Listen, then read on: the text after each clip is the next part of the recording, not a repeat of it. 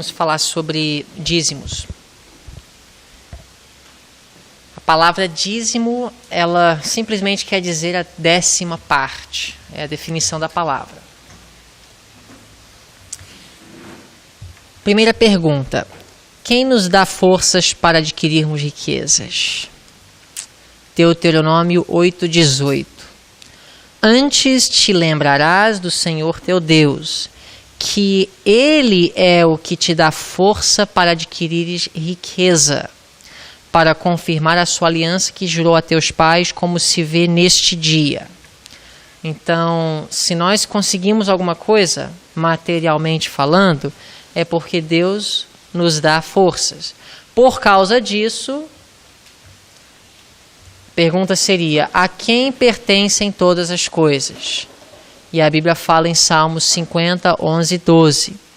Conheço todas as aves dos montes, e minhas são todas as feras do campo. Se eu tivesse fome, não te diria, pois meu é o mundo e toda a sua plenitude. Então, a quem pertencem todas as coisas? A Deus. Ageu 2:8. Minha é a prata e meu é o ouro, diz o Senhor dos Exércitos. A primeira coisa que precisamos definir é que Deus não precisa dos seus dízimos. Deus não precisa das suas ofertas. Tudo que você tem é dele. Ele não pede 10% porque ele não conseguiria fazer o que ele precisa fazer sem aquilo.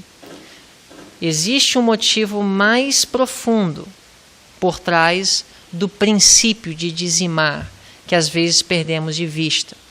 Você dizimar é você fazer um reconhecimento para o mundo e para o universo, de que você está ciente que Deus é o dono de tudo, que você é apenas um mordomo.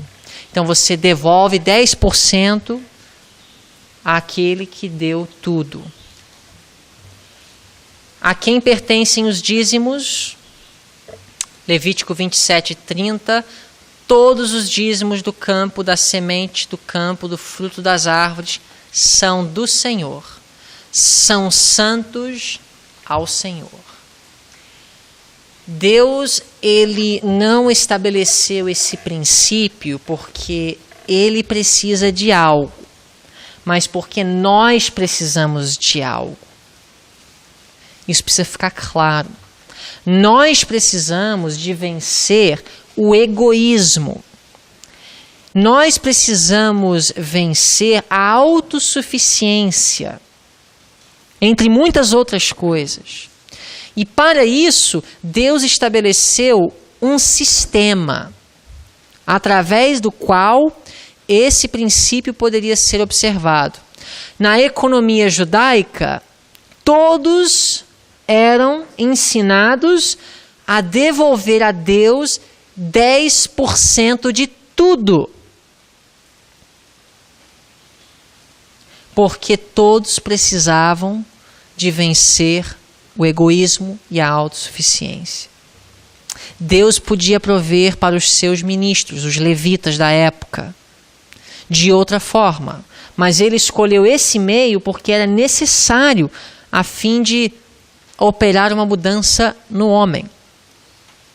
Inclusive as ofertas sacrificais, por exemplo, matar animais, o sacrifício diário, também não era para operar uma mudança em Deus ou beneficiar a Deus. Ele diz que ele não tem prazer na morte de carneiros e cordeiros. Ele não tem prazer no cheiro de oferta queimada. Mas ao oferecer, ao sacrificar um animal, aquilo operaria uma mudança no coração do adorador. A mesma coisa é com o dízimo. O hábito, a prática de dizimar opera no homem uma mudança pela graça de Deus. O egoísmo e a autossuficiência são arrancados. O dízimo é um princípio. E em diferentes épocas e dispensações da Igreja de Deus na Terra, nós temos diferentes meios através do qual esse princípio poderia ser observado. A devolução do dízimo era a prática dos patriarcas antes do estabelecimento do povo judeu como nação? Alguns argumentam, não, mas isso aí era só para os judeus. Será que existia antes dos judeus? Será que foi um ritual dos judeus ou era um princípio que Deus queria que fosse passado de pai para filho através de várias gerações? A Bíblia fala em Hebreus 7, 1 e 2, este Melquisedeque, rei de Salém, sacerdote do Deus Altíssimo, que saiu ao encontro de Abraão quando este regressava da matança dos reis e o abençoou, para quem Abraão separou o dízimo de tudo. Isso foi antes de Moisés, isso foi antes do estabelecimento de Israel e da nação judaica. Abraão tinha o hábito, ou pelo menos aqui a gente vê que ele separou o dízimo a alguém que ele considerava um ministro de Deus. De onde ele aprendeu esse hábito? Provavelmente da mesma fonte da qual aprendeu o hábito de guardar o sábado. A palavra escrita não existia, mas os oráculos sagrados eram transferidos de geração para geração através de pais para filhos. Gênesis 28, 22.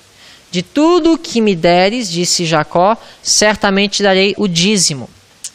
Também Jacó, que era neto de Abraão, teve o hábito. Pelo menos nesse momento, ele foi impressionado. Será que ele aprendeu esse hábito de alguém? Provavelmente do mesmo que ele aprendeu a guardar o sábado. E assim ele passou para futuras gerações esse hábito. Então nós vemos que o sábado foi guardado antes do Sinai e o dízimo também era devolvido antes que Deus estabelecesse aquela norma na economia judaica. Na dispensação judaica, os dízimos de Israel eram devolvidos a quem? Por que era assim? Então, como que era nos dias de Israel, quando essa prática foi oficializada entre o povo? Para onde eram devolvidos os dízimos? Alguém sabe?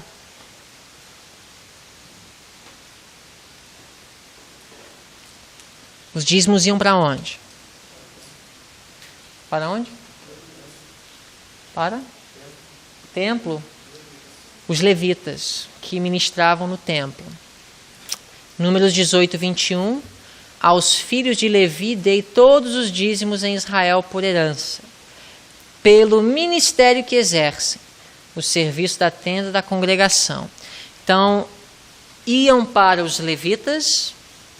Por que iam para eles? Porque eles ministravam as necessidades espirituais do povo. Eram somente os dízimos que eram dados aos levitas?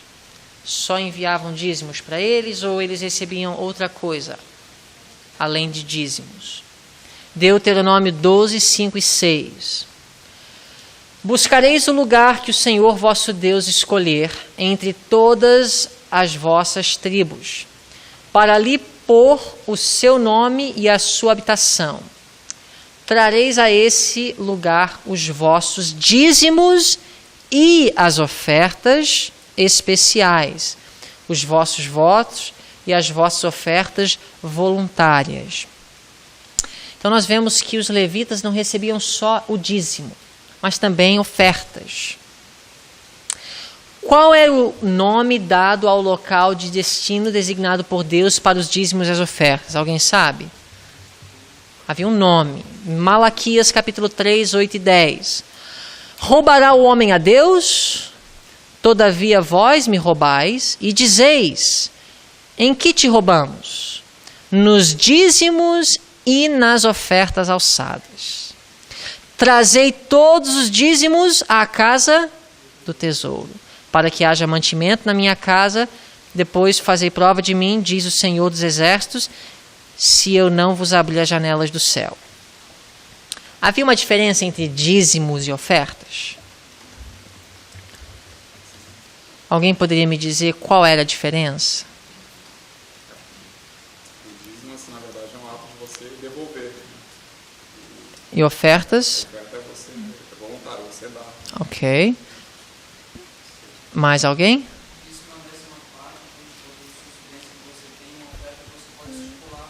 Ok. Parecido com o que o Leonardo falou, o dízimo já tem um valor X estipulado, que é 10%. Oferta era voluntário quanto ao valor. Uhum. Mais alguma diferença?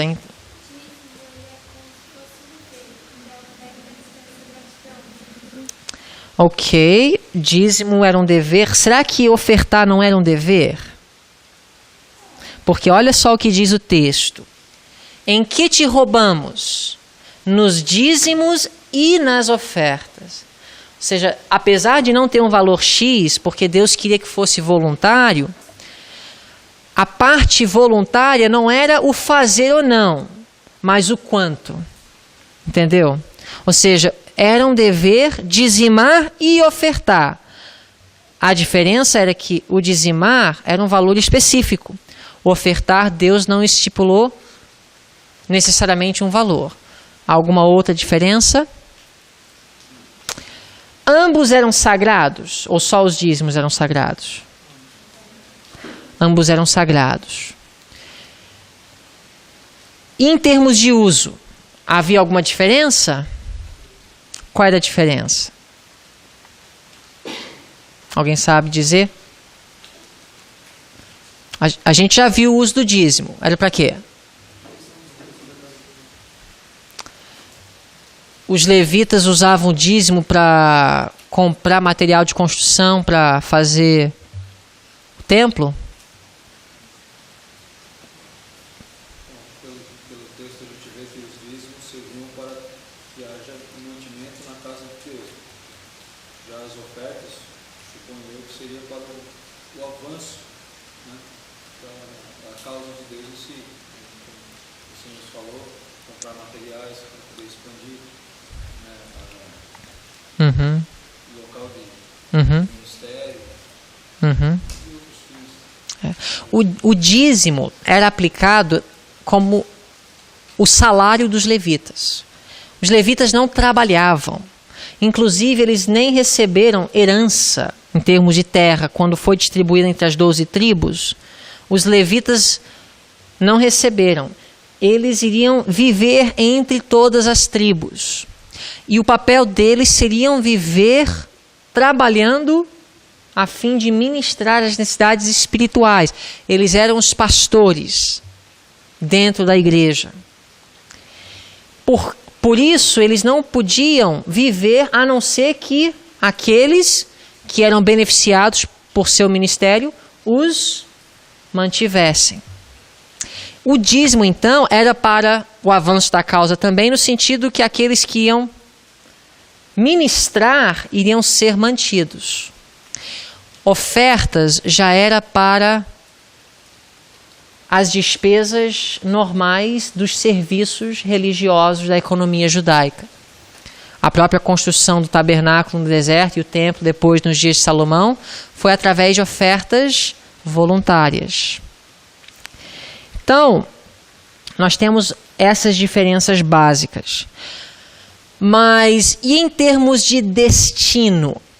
Havia alguma diferença? Em termos de destino, não aplicação. Ou seja, para onde podem ser enviados? Tudo para o mesmo lugar? Só o dízimo ia para a casa do tesouro, será? Quem administrava a casa do tesouro? Os levitas. E o que nós lemos aqui? Trareis a esse lugar, que na realidade era o lugar onde ficava a casa do tesouro, os vossos dízimos e que mais? As ofertas. O que eu queria frisar é que tanto o dízimo como a oferta ia para o mesmo lugar, a casa do tesouro. A diferença não era o destino, mas era a aplicação uma vez que chegasse naquele destino. Vocês entenderam? Isso, fazendo um levantamento do Antigo Testamento, se vê claramente. Eram administrados pelos levitas, tanto dízimo como oferta. Agora, como que nós vamos transferir o ensinamento do Antigo Testamento para o Novo? Essa é a pergunta que vai talvez ajudar a esclarecer a questão de dízimos e ofertas em nossos dias. Como que nós vamos transferir? Por quê? O princípio é o mesmo, mas as circunstâncias são diferentes. O que seria a casa do tesouro? Quem seriam os levitas? E qual seria o uso? Como é que Paulo transferiu? Nós vamos ver daqui a pouco. Quem administrava a casa do tesouro, no caso, no Antigo Testamento? 1 Crônicas 9, 26 e 26, 20. Mas os 4 porteiros principais, que eram levitas, tinham a seu cargo as câmeras e os tesouros da casa de Deus. Quanto aos levitas, Aías tinha o cargo dos tesouros da casa de Deus e dos tesouros das coisas sagradas. Então, os levitas administravam a casa do tesouro, para onde iam todos os dízimos e as ofertas. Agora nós vamos ver dízimos na dispensação cristã.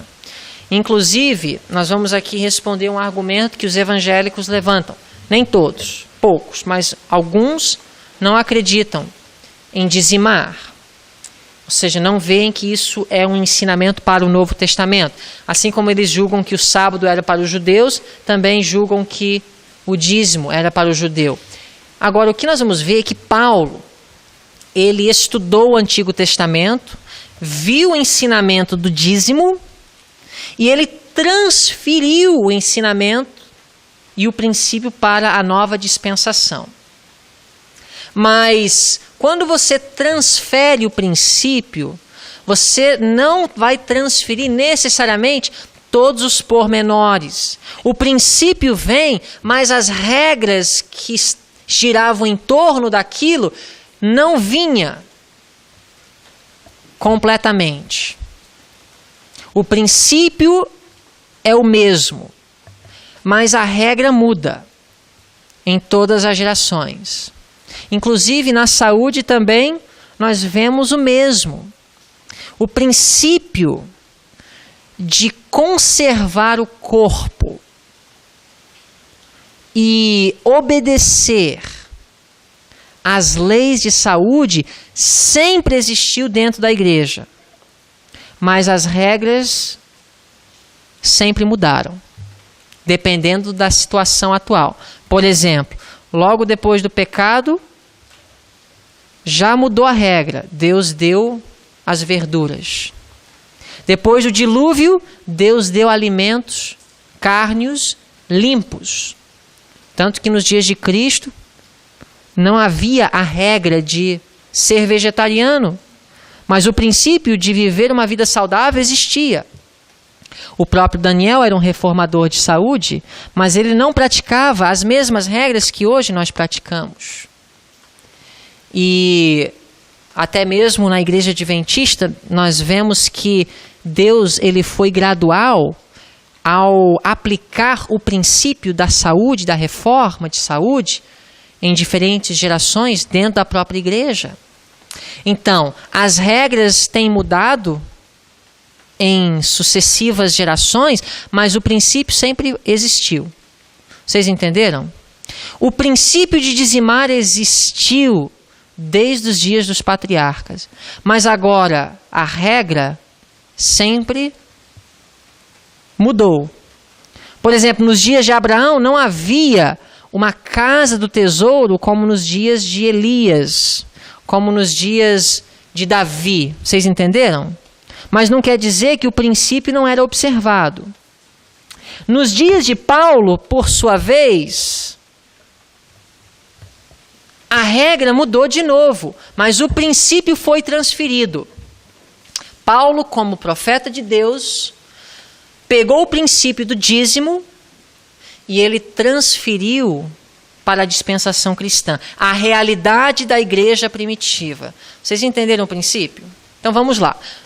O que mudou quando o véu do santuário rasgou na morte de Jesus? Hebreus 7, 5 e 12. Olha as palavras de Paulo. E os que dentre os filhos de Levi recebem o sacerdócio têm ordem, segundo o quê? A lei de quem? A lei de Moisés, que na realidade era a lei de Deus. Não a lei moral, mas Deus inspirou Moisés. Então aqui Paulo está se referindo à palavra de Deus, sim ou não? Então Paulo está dizendo, olha, os filhos de Levi, segundo a palavra de Deus, tinham ordem de tomar o quê? O dízimo do povo. Então Paulo reconheceu que era bíblico. A palavra de Deus ensinava isso. Pois, mudando-se o sacerdócio. O que mudou? O sacerdócio. Quando que o sacerdócio mudou? Quando o véu do santuário rasgou. Quando Jesus estava na cruz. Aquilo foi uma demonstração do céu de que o sacerdócio levita havia chegado ao fim, em termos de valor para Deus. Quando Jesus nasceu, Deus ainda tinha consideração pelo sacerdócio levita? Onde que Jesus foi dedicado? Nos braços de quem? De um descendente de Levi, sim ou não? Quando Jesus curou o leproso, ele mandou o leproso ir para onde? Para o sacerdote, como estava escrito na lei. Agora, quando o véu do santuário rasgou de cima para baixo, quando Jesus estava morrendo na cruz e o tipo encontrou o antítipo, Deus deixou de ter respeito. Aquilo foi Deus clamando em alta voz, eu não tenho mais respeito pelo sacerdócio levita. Deixou de ser. Agora nós temos um novo sacerdócio, que é o sacerdócio de Cristo. Pois mudando-se o sacerdócio, do sacerdócio levítico para o sacerdócio de Cristo, necessariamente, olha só, necessariamente se faz também mudança de quê? Paulo está falando de quê aqui? Qual lei? E os que dentre os filhos de Levi recebem o sacerdócio têm ordem segundo o quê? A lei. Então, o que mudou quando o sacerdócio foi transferido?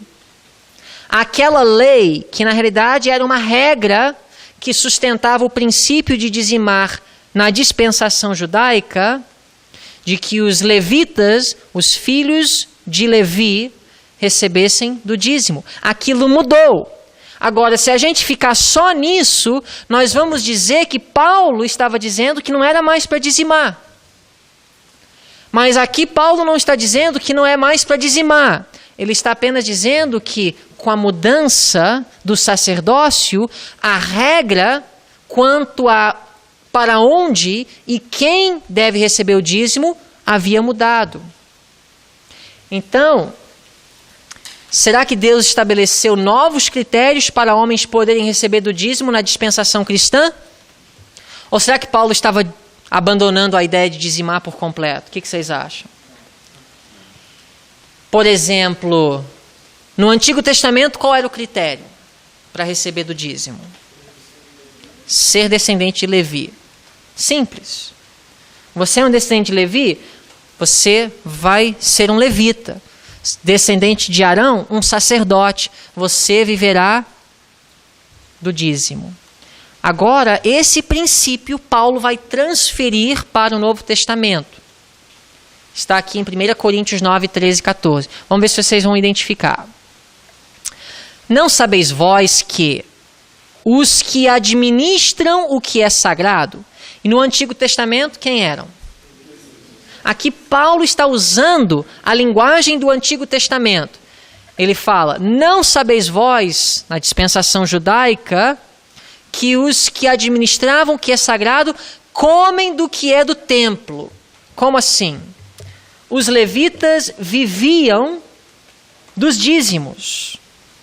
Aí Paulo continua dizendo: e que os que de contínuo estão junto ao altar participam do altar. Paulo está fazendo o que aqui até agora? Citando o Antigo Testamento. Ele está dizendo: vocês não sabem que no Antigo Testamento os levitas recebiam do dízimo? Agora ele vai transferir o princípio para o Novo Testamento. Assim também. O que quer dizer assim também? De forma paralelo. Ou seja, hoje, Deus ordenou, na dispensação cristã, que aos que anunciam o Evangelho, que vivam do Evangelho. Então, como é que Deus, através de Paulo, transferiu o princípio de dizimar para a dispensação cristã? Agora, o critério não era de onde você veio. Se você vinha de Judá, por mais espiritual, você não era qualificado. Só o levita. Na dispensação cristã, a questão agora não era se é levita ou não é. Quem vive pregando o evangelho vai viver do dízimo. Esse é o critério que Paulo estabelece na dispensação cristã.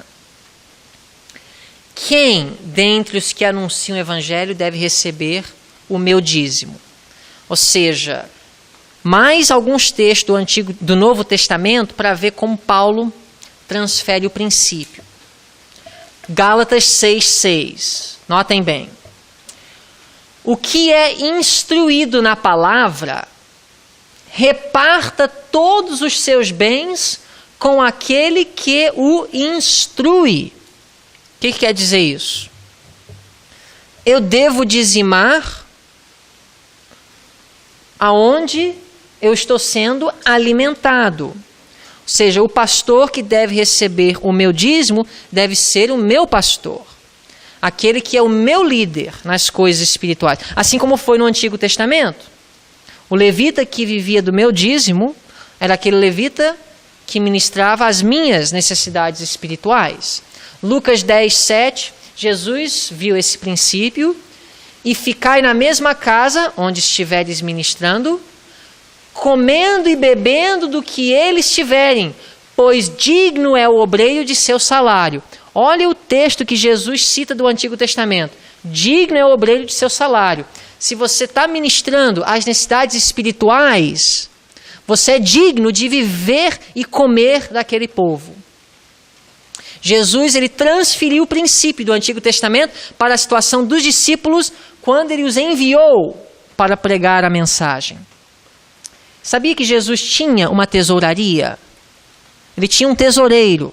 Obviamente, fundos vinham. Quer dizer que, por mais que ele não fosse descendente de Levi, ele reconheceu, para aquela ocasião especial, a regra podia ser quebrada. Pessoas estavam dando dinheiro para Jesus que deveria ser enviado para a casa do tesouro. A regra foi quebrada, mas o princípio foi mantido, porque os apóstolos estavam ministrando as necessidades espirituais do povo. 1 Coríntios 9:11. Se nós vos semeamos as coisas espirituais, ou seja, a palavra de Deus, será muito que de vós recolhamos as carnais? O que quer dizer isso? Paulo está dizendo, se nós somos ministros da palavra para vocês, será que é grande coisa? Será que é errado nós recebermos de vocês coisas carnais? Coisas carnais aqui não no sentido carnal, pecaminoso, mas no sentido material, temporal. Vocês entenderam? Agora vamos analisar então a questão do dízimo à luz do espírito de profecia. Primeiro vamos analisar o que é comum hoje entre os adventistas do sétimo dia acreditarem. Dízimos só podem ser devolvidos no canal denominacional. Ofertas podem ser devolvidas tanto no canal denominacional como também para ministérios de apoio ou ministérios de sustento próprio. É dito e crido que o dízimo precisa ser enviado para a casa do tesouro, e a casa do tesouro, por sua vez, seria o sacerdócio moderno, a denominação da igreja, as associações, por sua vez, uniões e a associação geral. A pergunta seria, se nós vamos aplicar a casa do tesouro dessa forma, não precisaríamos ser consistentes, então, e dizer que ofertas também deveriam ser enviadas para a mesma casa do tesouro? Ou seja, se a casa do tesouro atual se limita apenas à denominação, para sermos consistentes, não precisaríamos, então, também enviar todas as nossas ofertas? A verdade é que esse foi o plano de Deus. Na realidade, quando nós analisamos a história da nossa igreja, nós vemos que não foi o plano de Deus ter escolas e hospitais e sanatórios de sustento próprio, ou seja, não denominacionais, ou seja, a parte da organização da igreja. Isso não foi o plano de Deus, nunca foi idealizado por Ele. A verdade é que a casa do tesouro, a obra de Deus, é o único lugar que deve receber dízimos e ofertas. E o princípio de organização do Antigo Testamento foi transferida não só para a dispensação cristã, mas também para a Igreja Adventista do sétimo dia. Agora a pergunta seria: como surgiu a obra de sustento próprio e qual foi a atitude de Deus em relação a essa obra à luz do assunto de dízimos e ofertas? Ou seja, se Deus considera a obra de sustento próprio como parte de sua obra na terra, consequentemente seríamos consistentes em concluir que então a casa do tesouro passa a englobar muito mais do que apenas a obra denominacional. Porque no Antigo Testamento era dízimos e ofertas que iam para a obra de Deus, a casa do tesouro, a obra denominacional. Então vamos analisar. Primeiro, uma aula de história. Nos primeiros anos da Igreja Adventista do sétimo dia, homens que pregavam a mensagem tempo integral dependiam para o seu sustento do apoio do próprio trabalho ou de ofertas voluntárias espontâneas dos irmãos. Em outras palavras, nos primeiros anos, entre 1844 a 1860, quando os adventistas do sétimo dia nem tinham esse nome, eles eram adventistas guardadores do sábado, aqueles que se dedicaram 100% ao trabalho de proclamar o Evangelho não tinham uma entrada regular sistemática, porque não havia ainda um plano organizado de devolver dízimos e ofertas. Ou seja, o princípio existia, mas um método sistemático, organizado de aplicar aquele princípio ainda não existia. Em outras palavras, não havia ainda uma regra. O que fazer com o meu dízimo? Então, cada um fazia espontaneamente, de acordo com sua visão da necessidade. Só que isso criou um problema, porque nem todos tinham condições de prover as necessidades de sua família. Então, o que faziam? Iam trabalhar. Tiago White, por exemplo, trabalhava cortando lenha. Nós temos a história de João Endes, João Loughborough, que tiveram que deixar o ministério um tempo só para trabalhar. E isso não foi positivo.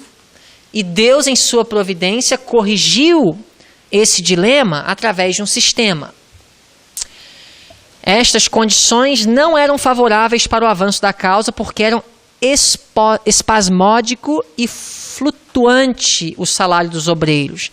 Em 1859, um plano mais regular para o apoio dos ministros adventistas foi estabelecido, chamado doação sistemática, ou sistemática de benevolência também é conhecido. Não é o mesmo sistema de hoje praticado pela Igreja Adventista, mas parecido, para você ver que o princípio existiu desde o início, em 1844, mudou em 1859, um novo sistema foi implantado e mais tarde o sistema atual de devolver dízimos e ofertas para as associações locais, estaduais ou missões, depois foi implantado. O plano de doação sistemática, implantado em 1859, pedia que os irmãos colocassem de parte semanalmente entre 5 e 25 centavos. As irmãs entre 2 e 10 centavos. E os que possuíam propriedade deviam dar semanalmente entre 1 e 5 centavos de cada $100 do valor de seus bens. Um plano muito bem elaborado, muito equilibrado, distribuía bem a responsabilidade, foi de Deus. Os irmãos reconheceram que o plano era o ideal e que Deus está conduzindo o seu povo e educando neste assunto. Quando os planos para a manutenção e expansão da obra foram ampliados, o espírito de abnegação foi estimulado até que a luz da Bíblia revelou o sistema de dízimos e ofertas que hoje nós conhecemos. Ok? Deixa eu dar um exemplo para vocês, a diferença entre regra e princípio. Okay? No final do século XIX, a irmã White escreveu uma carta aos membros da igreja de Battle Creek que era errado comprar bicicleta. Foi uma regra. Não comprem bicicletas, vai ser uma desonra para Deus. Não era um princípio, era uma regra. Sabe qual era o princípio? O princípio era o quê? Ser bom mordomos. A mordomia era o princípio envolvido. Porque na época o custo de uma bicicleta era equivalente a um Ferrari hoje. E não seria de acordo com a vontade de Deus, para aquele momento, o povo de Deus entrar naquela febre de querer comprar bicicleta. Nós não podemos transferir para os nossos dias as palavras da irmã White naquela carta de não comprar bicicleta. Vocês entenderam? O que nós vamos transferir? Nós vamos transferir o princípio. Qual é o princípio? Mordomia. Vocês entenderam? Então, quando nós falamos de dízimos e ofertas, nós temos um princípio. O princípio é abnegação, é reconhecimento que Deus é o dono de tudo. Esse princípio, em diferentes gerações da Igreja de Deus, foi aplicado e transferido de forma diferente, de acordo com as circunstâncias daquela época. Até mesmo dentro da nossa própria igreja, nós vemos isso em funcionamento. Vocês entenderam? Então, nós temos o sistema de doação sistemática, implantado em 1859, e depois o sistema de dízimos e ofertas. Cada membro devolvendo dízimos e ofertas na sua igreja local, da igreja local ia para a associação local, da associação local uma porcentagem para a união, da união uma porcentagem para a associação geral. E assim foi. Um plano elaborado, inspirado por Deus. A irmã White escreveu em 1897. Todos, alegre, liberal e voluntariamente, devem trazer os dízimos e as ofertas à tesouraria do Senhor. Então ela está usando a linguagem do Antigo Testamento, aplicando o princípio para a situação atual da época. Em fazendo isto, receberão uma bênção. Não é seguro reter de Deus a parte que lhe pertence. Ok? Então, era praticado dentro da igreja. Dessa forma, o princípio do dízimo foi transferido do Antigo Testamento e do Novo para a situação da igreja adventista daquela forma. Foi inspirado por Deus. Os pastores das associações, os departamentais, os líderes eram os levitas atuais. Entendeu? Os ministros do povo. Vivendo tempo integral em função do evangelho, receberiam as coisas temporais do povo adventista do sétimo dia. E a organização de missões e associações locais, uniões que abrangiam uma região de estados e depois divisões e associação geral, foi de Deus. Foi inspirado e elaborado por Deus. Conselhos sobre mordomia, página 65. Pede que o reconheçamos como doador de todas as coisas. E, por essa razão, diz, de todas as vossas posses, reserva a 10ª parte para mim, além das dádivas e ofertas, que devem ser trazidas à casa do meu tesouro. Então, o que deveria ser trazido à casa do tesouro? Dízimos e ofertas. É essa a provisão que Deus fez para levar avante a obra do Evangelho. Então, a distinção de dízimos e ofertas, tanto no Antigo Testamento como no Novo, e também na experiência da Igreja Adventista do Sétimo Dia, não era o destino, mas era a forma de usar. Nós vamos ver daqui a pouco para que devemos usar dízimo e para que devemos usar a oferta. Não é tanto o destino, mas sim como aplicá-los, que era diferente. Ambos deveriam ser levados para o tesouro do Senhor. Isso ficou claro aqui. Atos dos Apóstolos 75. Todas as nossas bênçãos são recebidas de sua mão generosa. Em retribuição, ele quer que homens e mulheres demonstrem sua gratidão, devolvendo-lhe uma parte em dízimos e ofertas, em ofertas de ação de graças, em ofertas pelo pecado e ofertas voluntárias. Se o dinheiro entrasse para a tesouraria, que dinheiro? Dízimos e ofertas, de acordo com este plano divinamente recomendado, a 10ª parte do que ganhamos e as ofertas liberais, haveria abundância para o avançamento do trabalho do Senhor. Então, o plano A, dentro da história da Igreja Adventista do Sétimo Dia, foi esse. Cada membro separaria 10% de seu salário e devolveria para a sua igreja local e suas ofertas voluntárias. As ofertas seriam para as despesas de manutenção do próprio templo. Parte das ofertas seriam enviadas para a associação local.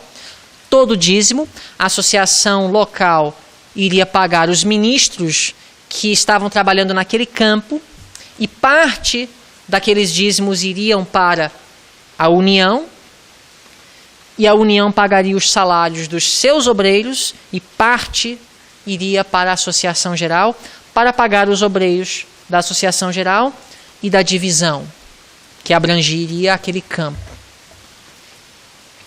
O procedimento indicado para a devolução de dízimos e ofertas é através dos canais denominacionais. Deus designou que fosse assim a fim de preservar a ordem entre o povo de Deus e manter favoráveis condições para a expansão das 3 mensagens angélicas no mundo. Esse foi o que Deus estabeleceu para preservar a ordem, cada um em sua igreja, no seu campo, para que os fundos fossem distribuídos de forma equilibrada. E onde houvesse desequilíbrio, os líderes da igreja iriam suprir. Por exemplo, entrou muito nos Estados Unidos, há uma carência na África, vamos então fazer uma distribuição equilibrada para suprir as necessidades dos nossos irmãos. O papel da associação nessa administração dos recursos seria para evitar, por exemplo, a desigualdade, para não ter um templo muito luxuoso em uma parte da cidade e outro caindo aos pedaços, quase sem banheiro, em outra parte da cidade, porque isso era para preservar ordem. Os membros em sua situação não teriam condições de saber quais eram os campos mais necessitados. Então Deus estabeleceu esse sistema e colocou líderes nos muros para administrar a obra de forma geral. E foi dentro do plano de Deus que as coisas fossem assim. Agora, o que acontece?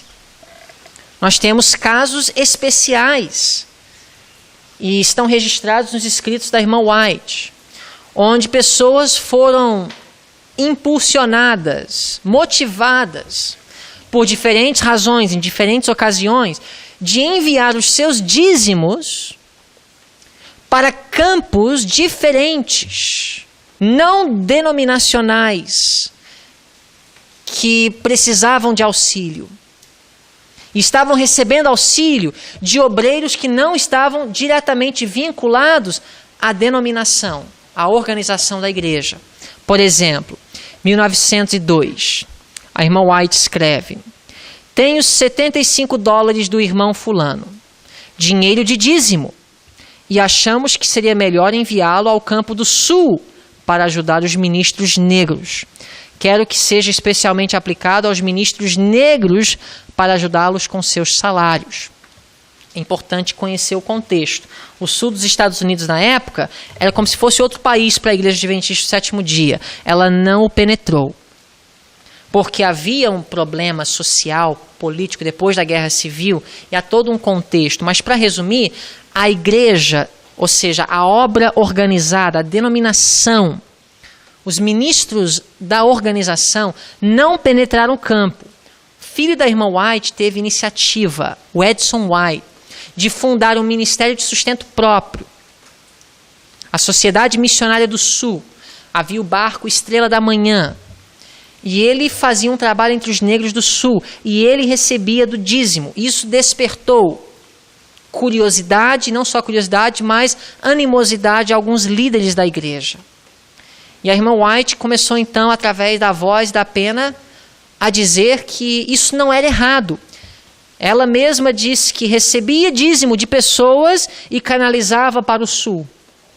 Não através dos canais denominacionais, mas por fora. Olha o que aconteceu em Battle Creek. Até esse momento, ainda não tinha ficado claro para os líderes em Battle Creek que um médico missionário podia receber o seu salário do dízimo. E nessa altura, o centro de saúde Battle Creek tinha crescido muito. O Dr. Kellogg era o administrador e ele tinha muitos funcionários. E ele queria que a Associação Geral reconhecesse aqueles funcionários que eram médicos, que trabalhavam na clínica, como médicos missionários, dignos do dízimo. A irmã White apoiou a ideia, mas líderes ficaram receosos, achando que só os pastores podiam receber do dízimo, e não os médicos. O Kellogg ficou chateado com a situação, começou a ameaçar que se a Associação Geral não enviasse parte do dízimo para pagar alguns obreiros do centro de saúde, que ele iria reter o dízimo dos obreiros e iam pagá-los com aquele dinheiro. Diante dessa situação, a irmã White trouxe qual conselho? Notem aqui. A irmã White escrevendo aos líderes da Associação Geral: o Dr. Kellogg fará coisas que eu me entristecerei por ter ele se sentido compelido a fazer. Ele diz que se não for permitido que os meios sejam utilizados para levar a mensagem através dos obreiros médicos missionários das igrejas, ele separará o dízimo que é pago à associação para sustentar a obra médico-missionária. Qual foi a opinião dela? Não seria interessante, irmã White? Tudo bem, mas qual é a sua opinião quanto ao procedimento do Dr. Kellogg? A senhora concorda ou não? Eu achei muito equilibrada a resposta dela. Vocês devem chegar a uma compreensão e trabalhar harmoniosamente. Para ele separar o dízimo do tesouro, seria o quê? Uma necessidade que temo grandemente. Então a gente vê aqui que ela não foi contra a ideia, mas ela lamentou que tinha que ser assim. Ou seja, podia ser diferente. É uma necessidade que eu temo. Por que ela temia? Porque isso ia desencadear um procedimento em muitos irmãos necessário que poderia causar conflito. É justamente o que aconteceu. Se este dinheiro em dízimo é pago pelos obreiros ao tesouro, por que, pergunto, não deveria ser esta quantia repartida para levar avante a obra médico-missionária?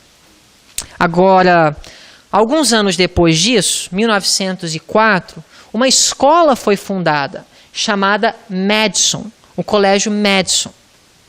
Essa escola foi fundada por Sutherland e McGann, 2 ex-obreiros do Colégio Battle Creek. O Eduardo Sutherland era o presidente e o Percy McGann era o reitor acadêmico. Por motivos de não conseguir encontrar harmonia quanto à filosofia da educação que Deus queria para o colégio, eles tiveram que se retirar, foram para o sul, e a irmã White os aconselhou a estabelecer uma escola não vinculada à organização, não vinculada à União Sul dos Estados Unidos. Em 1911, nós vamos chegar lá em Madison daqui a pouco. Outra ocasião. Isso aqui não necessariamente relacionado ao Madison. A irmã White escreveu uma pessoa. Você me perguntou se eu aceitaria o seu dízimo e usaria na causa de Deus onde fosse mais necessário. Em resposta, eu diria que não recusaria fazê-lo, mas ao mesmo tempo lhe diria que há um caminho melhor. É melhor confiar nos ministros da associação onde vive e nos líderes da igreja onde você adora. Então nós vemos aqui o equilíbrio. A irmã White não estava estimulando os irmãos a protestarem, dizerem, já que nós não estamos satisfeitos com vocês, vamos parar de enviar os nossos dízimos. O ideal, ela está dizendo, envie uma carta de reclamação, protesta com aquilo que está errado, mas não deixem de devolver o seu dízimo. Mas de qualquer forma, se vier a mim, eu canalizarei da melhor forma. Aproxime-se de seus irmãos. Ame-os com coração sincero ferventemente e encoraje-os a levar suas responsabilidades fielmente no temor do Senhor. Seu exemplo dos fiéis, na palavra, no trato, no amor, no espírito, na fé, na pureza. Outra citação. Alguns se têm sentido mal satisfeitos e dito, não devolverei mais o dízimo, pois não confio na maneira por que as coisas são administradas na sede da obra. Roubareis, porém, a Deus, por pensardes que a administração da obra não é correta? Apresentai vossa queixa franca e abertamente, no devido espírito e às pessoas competentes. Em outras palavras, a irmã White não estimulou aos membros a protestarem, não devolvendo os seus dízimos à associação. Os únicos momentos que eu vejo que ela apoiou pessoas que devolveram através de canais irregulares foi quando pessoas, não cheias de rancor ou chateadas, mas por verem necessidades negligenciadas no campo, queriam apoiar aqueles. Exemplo.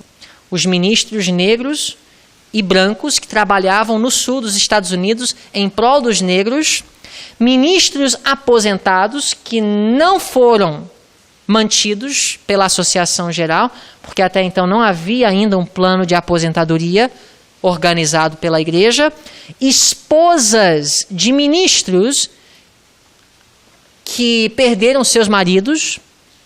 A irmã White falou, é para ajudá-las com o dízimo, elas devem ser pagas pelo dízimo, e o próprio colégio de Madison, que foi negligenciado, financeiramente falando, da União Sul, pela União Sul. Não devemos deixar de dizimar a fim de protestar contra erros na administração da igreja. Já vi isso vez após vez. O irmão está chateado, o pastor falou uma coisa que não agradou, aí começa a reter o dízimo. Daqui a pouco começa a usar, começa a alimentar os pobres e fazer outras coisas que Deus não aprova com o dízimo.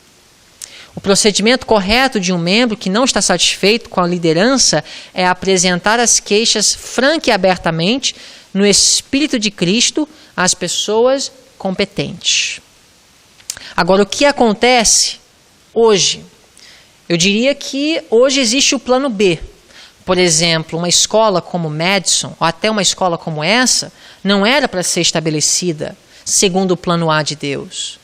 Não era necessário Deus usar instituições, a parte da organização da igreja, para ajudar a cumprir os seus objetivos. Objetivo, por exemplo, de treinar jovens para serem missionários e não apenas profissionais ou para terem uma carreira nesta vida. Então, no plano B, nós vemos, por exemplo, o caso de Sutherland e McGann, os dois fundadores da primeira escola de sustento próprio no seio da Igreja Adventista. A irmã White escreveu acerca deles. Os irmãos Sutherland e McGann deveriam ser estimulados a solicitarem recursos para o sustento de sua obra. É o privilégio desses irmãos receberem doações de qualquer um de nosso povo que seja impressionado pelo Senhor a ajudar.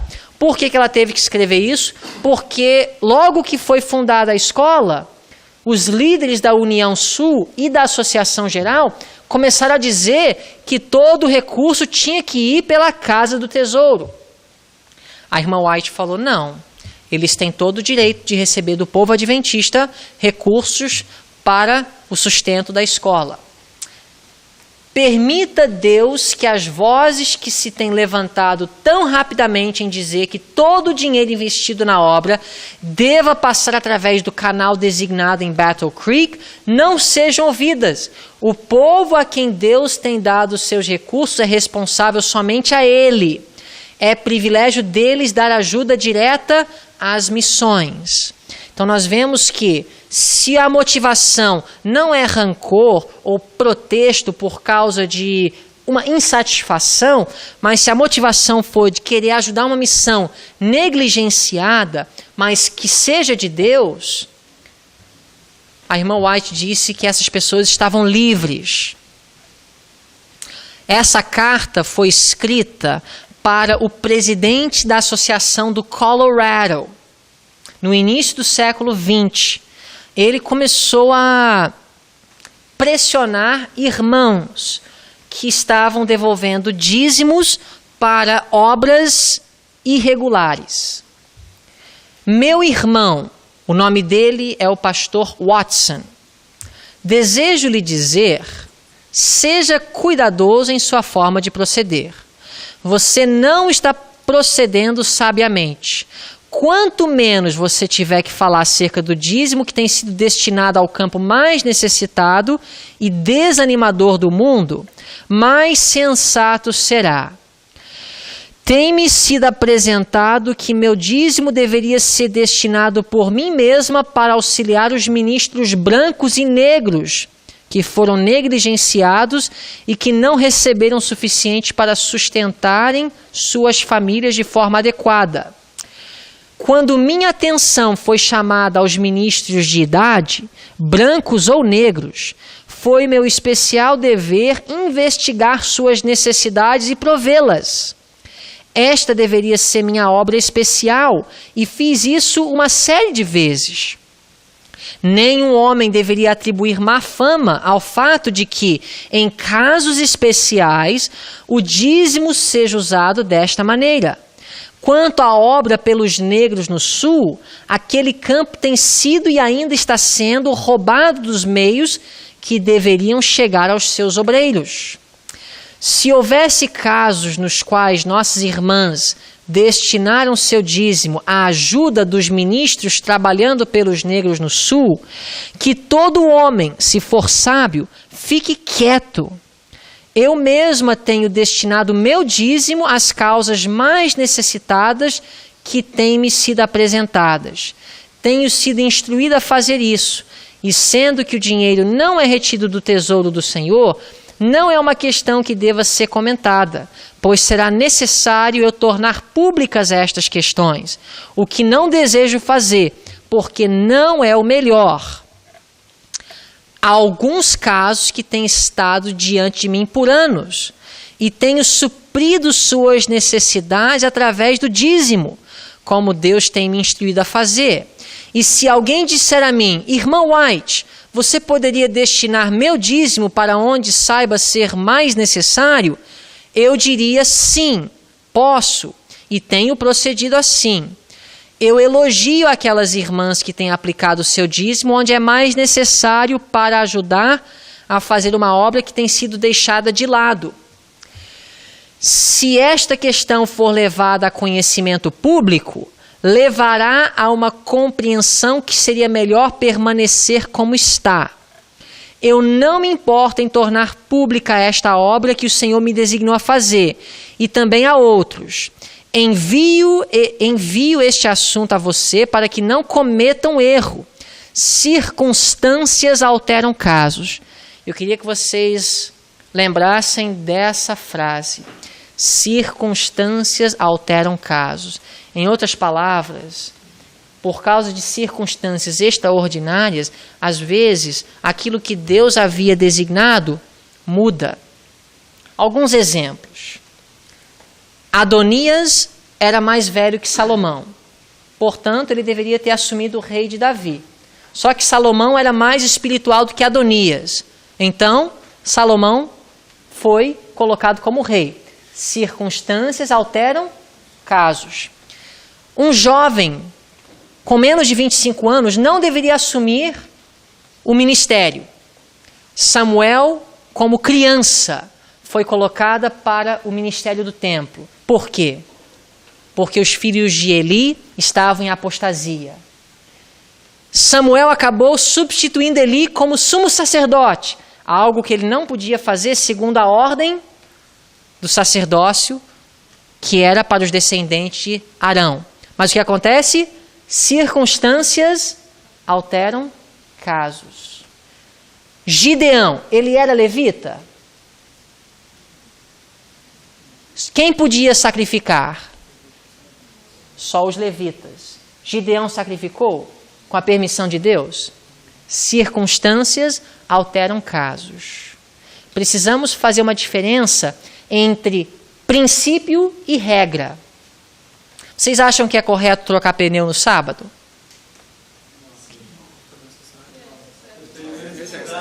A gente sempre recebe respostas diferentes. Por quê? A regra é para não fazer. Mas você está indo para a igreja, o pneu fura. Você vai guardar o sábado trancado no carro até o pôr do sol? Isso é guardar o sábado? Você vai acabar transgredindo o sábado tentando guardar uma regra. Então, circunstâncias alteram casos. Nunca ao ponto de ferir o princípio, mas às vezes as regras são feridas. Muitas vezes, você está tomando de jejum sábado de manhã e aí sem querer cai a comida e você fica todo sujo, todo melado. Normalmente você talvez não tomaria banho sábado de manhã, mas a circunstância altera o caso. O princípio não está sendo ferido. Jamais seria. Se pudéssemos ferir o princípio para salvar a vida, Ananias, Misael e Azarias teriam dobrado os joelhos. Nesses casos, onde o princípio está em jogo, circunstâncias não alteram casos. Mas quando o princípio pode ser mantido e somente a regra quebrada, circunstâncias alteram casos. E a regra era enviar o dízimo para os canais regulares, mas circunstâncias alteraram os casos. E por causa das circunstâncias que existiam na igreja na virada do século, Deus, através do irmão White, disse, em algumas situações especiais, o dízimo pode ser enviado através de canais irregulares. Ela continua escrevendo ao pastor Watson. Eu não aconselharia que alguém devesse fazer da coleta do dinheiro do dízimo uma prática. Porém, por anos tem havido de vez em quando pessoas que perderam sua confiança na apropriação do dízimo, que têm colocado seu dízimo em minhas mãos e dito que se eu não o tomasse, eles mesmos iriam destiná-lo às famílias dos ministros mais necessitados que pudessem encontrar. Tenho tomado dinheiro, dado um recibo pelo mesmo e dito a eles como foi utilizado. Escrevo-lhe isto para que você fique calmo e não se agite, e levando esta questão a conhecimento público, e muitos outros sigam o exemplo deles. Carta ao pastor Watson, de 1905.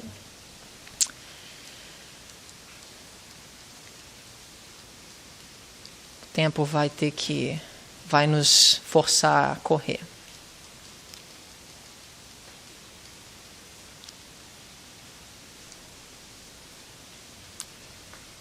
Outra citação.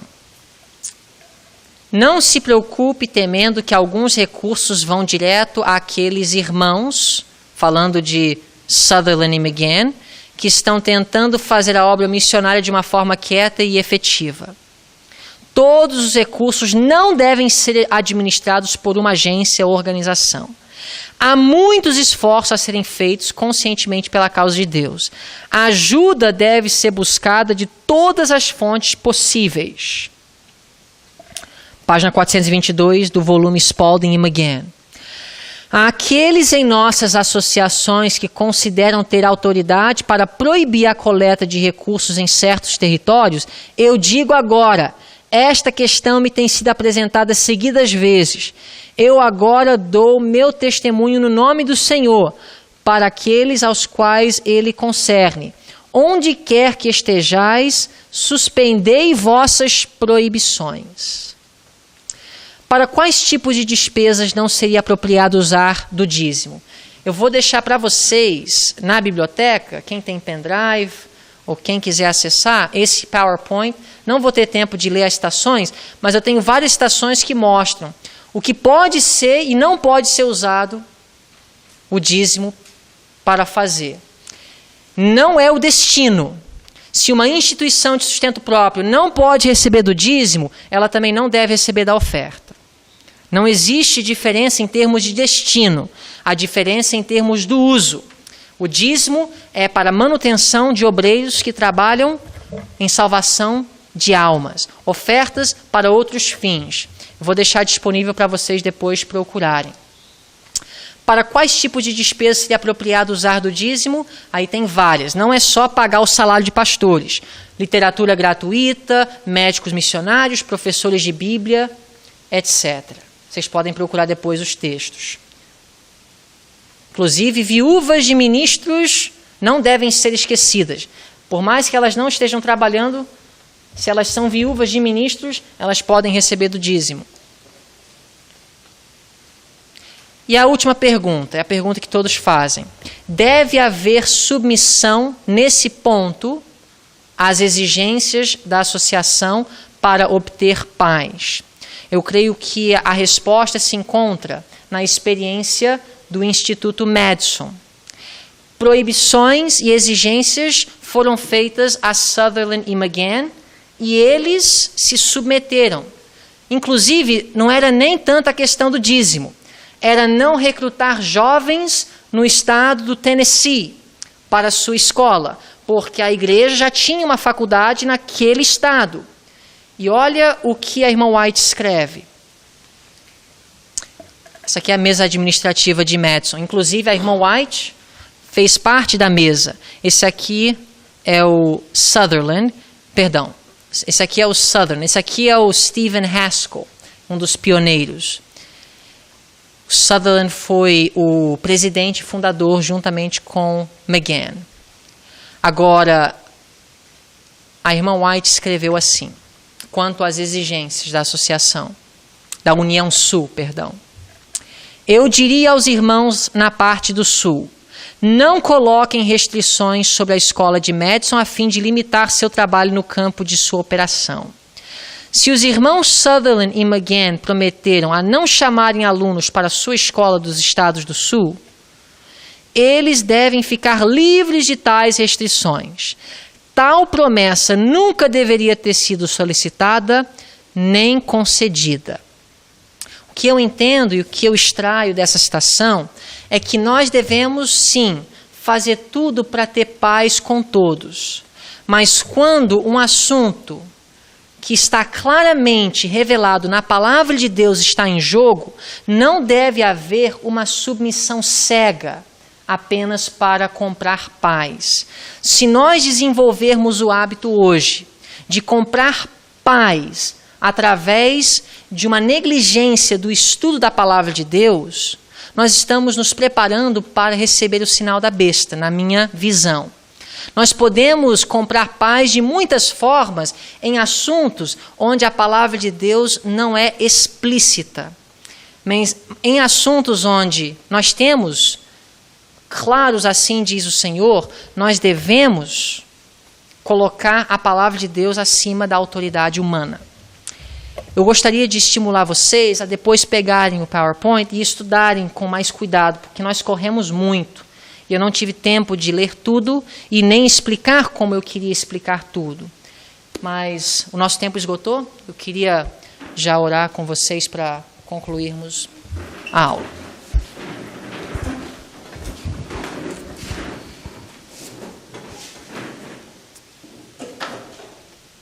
Nosso bondoso e querido Pai Celestial, damos graças, Senhor, pela Tua palavra que nos traz respostas para todas as perguntas relevantes à nossa salvação.